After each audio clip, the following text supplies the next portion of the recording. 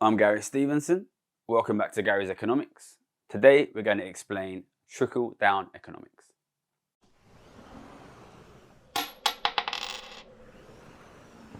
Okay, so Trickle Down Economics is the term used to describe the idea that if you allow rich people to get a lot of money, to accumulate a lot of money, it will grow your economy on the basis that because rich people have a much higher rate of saving from their income, if they get money, they will save more, and that will lead to more economic investment and more economic growth. This is important now because here in the UK, we have a new government. Liz Truss is a new Prime Minister, and they are saying they want to drive growth in the country by cutting taxes on rich people, which will lead to rich people having more money and growing the economy. So we're going to talk today about where the idea comes from and basically why it doesn't work. So the first thing you need to understand is what is investment and what is growth. Okay, so as an individual, you might think if you buy a new house, that is investment from your perspective. If you buy stocks and shares, that is investment from your perspective. It's important to understand that investment will only grow the country if it is investment in new productive assets. So for example, if you build new houses, or if we build more wind turbines, or if we build factories, or if we build more productive equipment, or if we upgrade the machinery on our farms, this will increase productivity in the country and it will cause growth. So the idea behind trickle-down economics, if you give money to rich people, they'll save it, then invest it, and the country will grow. And this is quite it's a simple idea from economics, which is if people save more, then there must be more investment. But what this misses is that when rich people save money, they have other options other than simply investing in building new assets, right? They don't need to just build new houses or build new wind turbines. The other thing that they can do, and often what they do is buy the existing assets. So, in the last few years, we've seen a massive increase in the cash holdings of very rich people in this country. And they didn't rush out and build new houses or build new wind turbines or build factories. In many cases, what they did is they gave that money to their children, and the children used that money to buy houses. And that's why we've seen in the last few years a very big increase in house prices in this country, the UK, and also many other countries, at the same time as a very big increase in cash holdings of the rich. So I think this is the first problem in trickle-down economics, is if we give cash to the rich, they're not going to necessarily invest in building new assets. They might simply use that money to buy existing assets, which means that you and your kids can't afford existing assets. So in the last few years, I've said a lot on this channel, your average rich individual has accumulated about 100, 200 grand cash. That means that people from poorer families who haven't accumulated that money, their deposits are no longer enough for them to compete with the rich families. So what you see then is that all this money has done in this case has meant that instead of younger people from poorer families buying houses, younger people from rich families have bought those houses. So it can lead simply to rich people buying extra assets. The other thing that rich people will do is they'll lend the money out. They'll sit on the money and they'll lend the money out. And that might sound good if rich people lend more money out. But if rich people lend more money out, then not only are they lending it possibly to you, but they're also lending it to other people. So that means that when you go to buy a house, you are competing with other people who can get bigger mortgages, which means that house prices will go up. And the end result is that it's harder for poorer people with lower deposits to buy houses because they can't get those big mortgages. And the people that do buy houses will end up having bigger mortgages. So the two big consequences that we've seen from giving cash to the rich are higher house prices and fewer people from poor families being able to afford houses. And also bigger mortgages, so more debt for ordinary families. So I think this is the key thing that you need to realize, right? When rich people are given money, they don't necessarily go and build a wind farm. The main thing they'll do is they'll buy existing houses, and that does nothing to improve the productivity of the country.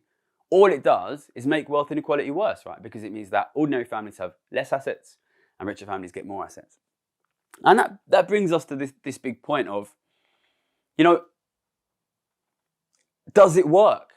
And I think we've got a great example to look at to explain to us whether it works or not, which is the idea is if they have money, they're not going to build the wind farm themselves, right? What they're going to do is they're going to lend the money to the corporations who will buy the wind farm.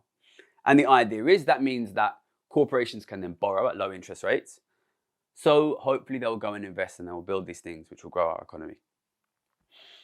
But we've had a really long period of trying this out, right? Since 2008, we had 14 years of basically zero interest rates.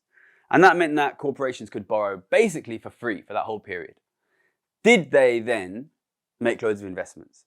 Well, if we look at that period, 2008 to 2022, it's actually one of the lowest growth and lowest investment periods in the whole of British economic history. So when we actually tried giving corporations access to very cheap loans, they didn't invest. They in many cases, they simply accumulated the money and used it to buy existing assets. Then after that, in COVID, we tried this period of just absolutely smashing tons of cash to rich people. And did it create economic growth? Did it create a booming economy? Well, what we actually saw was massive increase in inequality, massive increase in house prices, massive increase in inflation, and a collapse in cost of living. And that is because of the other fact, which I mentioned in last week's video. Money is the resource which we use to determine how we allocate the real resources like housing, food, energy. So if you give a ton of money to the rich, they will also consume more housing, food, energy, it's more space. If you give them money, loads of money, they will use more stuff, which means ultimately the prices go up and you guys will get less stuff. So I think if we look at the reality of the situation, it hasn't worked.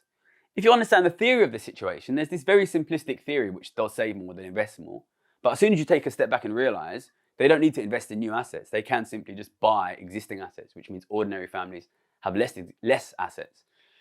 Then you see that what this actually does is increase that spiral of increasing inequality, which mirrors that spiral of decreasing living standards. So, I understand the theory, despite what I sound like, I have studied a bit of economics. I've got 2 economics degrees. I understand the theory. I think the theory is horribly naive, and it simply neglects to realize that rich people don't need to invest in new assets. They can simply buy existing assets from poorer and more ordinary families. So I think it's really, really important that we push back against this, because if you don't push back against it, then things can happen like what happened 2 weeks ago, where the government tried to massively slash taxes for rich people, and that will massively decrease your standard of living. I think what is very interesting is that financial markets refused it, and I think that is, in this instance, very, very fortunate. But that doesn't take away from the fact that we are still in a situation where, during COVID, £600 billion was transferred from the government to the rich. Now, as part of trying to fix the energy crisis, another £150 billion is going to be transferred from the government to the rich. They're trying to convince you it's going to grow the economy, but in reality, it's going to mean ordinary families lose their assets, younger people from ordinary families can't buy homes, the rich will get a bigger and bigger share of consumption, which means ordinary families' living standards will decrease. So basically, the end message of this video is that, and I think people already know this, trickle down economics, it is an idea. There's some thinking behind it. It's horribly simplistic and it doesn't work. If you allow inequality to increase, especially if you allow it to increase massively like it has done in the last few years, then living standards for ordinary families will decrease. The last thing I wanted to add was, if you give a ton of money to rich people, even if they do give it to businesses, businesses are not going to grow, not going to invest in growing the size of their product if the middle class can't spend. And what we've done in the last few years is massively crush the spending power of ordinary families. So if you combine these two things at the same time, crushing the spending power of ordinary families, giving a ton of cash to the rich, of course they're not going to invest in growing businesses. What we're actually seeing is businesses shutting down. Local pubs are shutting down because people cannot afford to go to those places. So if you want to grow the economy, you need to have a strong consumer. Businesses will not invest and grow unless there's customers. And in order to do that, you need to get more money in the pockets of ordinary families. If you give it instead to the rich, prices will go up and ordinary families will get poorer. So So yeah, trickle down economics, it doesn't work. Send this video to your friends and family, maybe who believe in it. And yeah, help us push back and fight against it. Thank you.